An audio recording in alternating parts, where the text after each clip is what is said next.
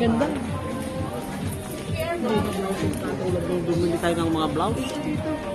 SM. Ano ba talaga?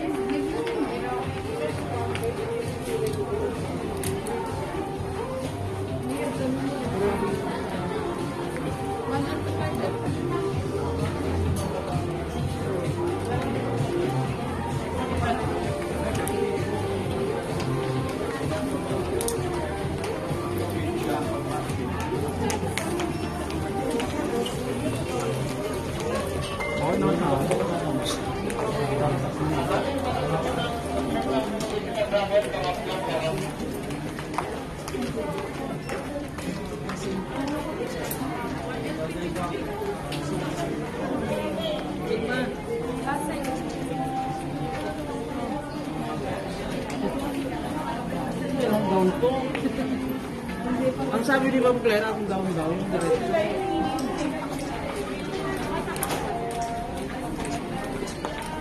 Oversize.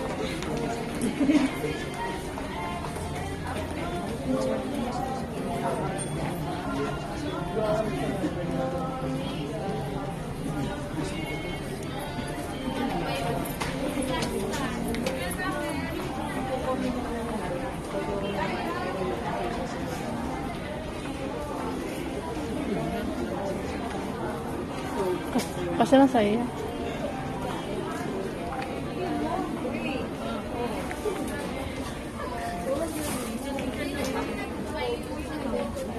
Ang ganda. Kano naman kayo ito? Tantananan! 3,000. 3,500. 400.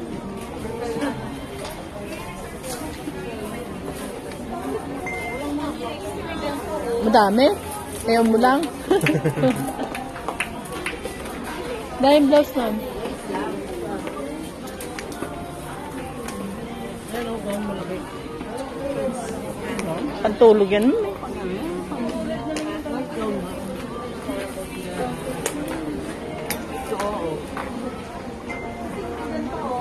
Ang cute.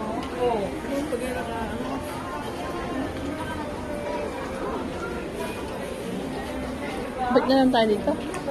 Balik na naman. Nandito tayo kanina, mama. Wala ako nakita ng Burlington. Sa dulo, sa dulo. Sapatos, may just o brep. Ang ganda yun. Hindi nagbabago ang ano nun. Tsura.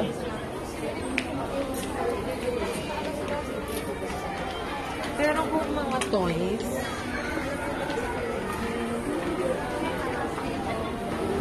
Wala pang sale, no?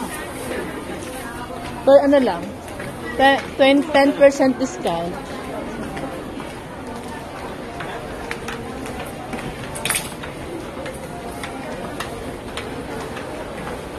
May trabaho ko ito, pre? Ha? May trabaho ka, hindi? Saan? Ito? Hindi. Sa hotel ako kan? Yung hotel.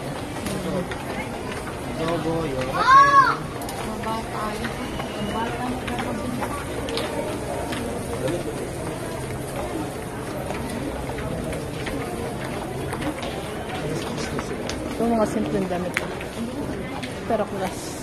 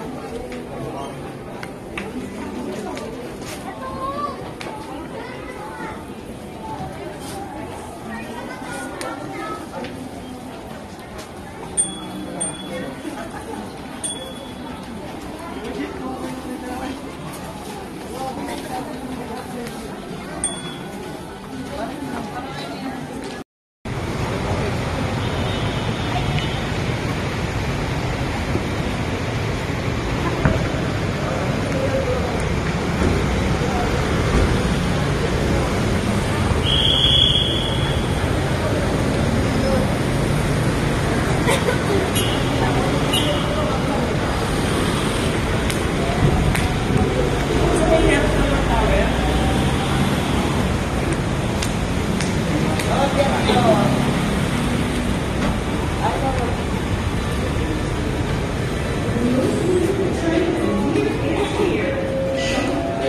evening. Let's celebrate Christmas at SM Signals.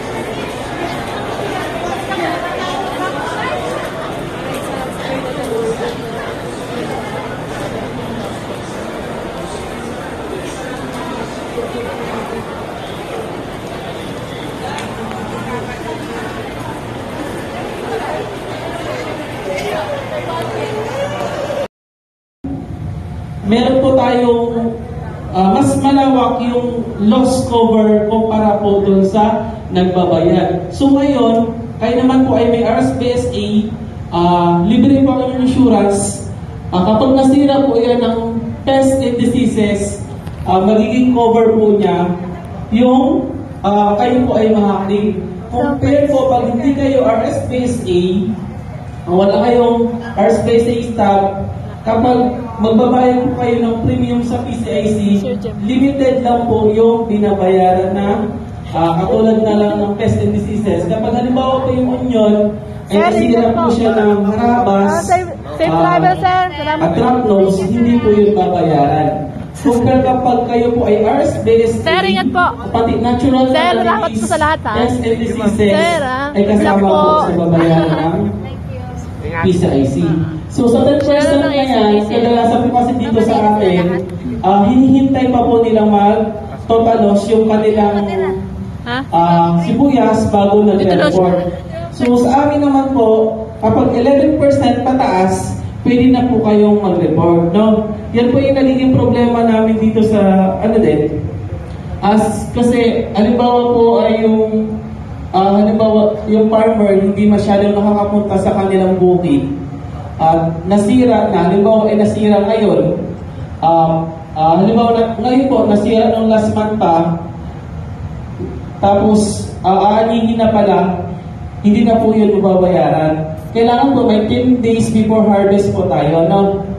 Yung iba kasi hinihintay pa mag-total loss, hihintayin pang walang anihin, saka pala po magre-report sa amin.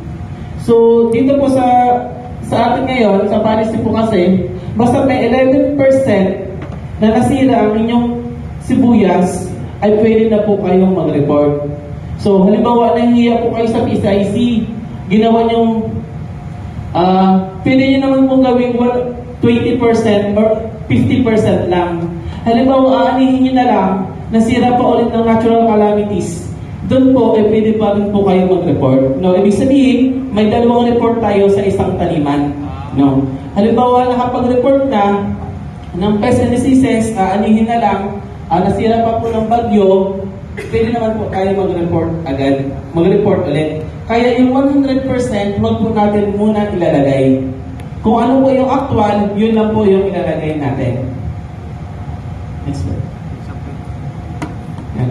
Sa claims po, sa paghahabol bayad, meron po tayong mga hindi binabayaran. Yung number 4, kadalasan po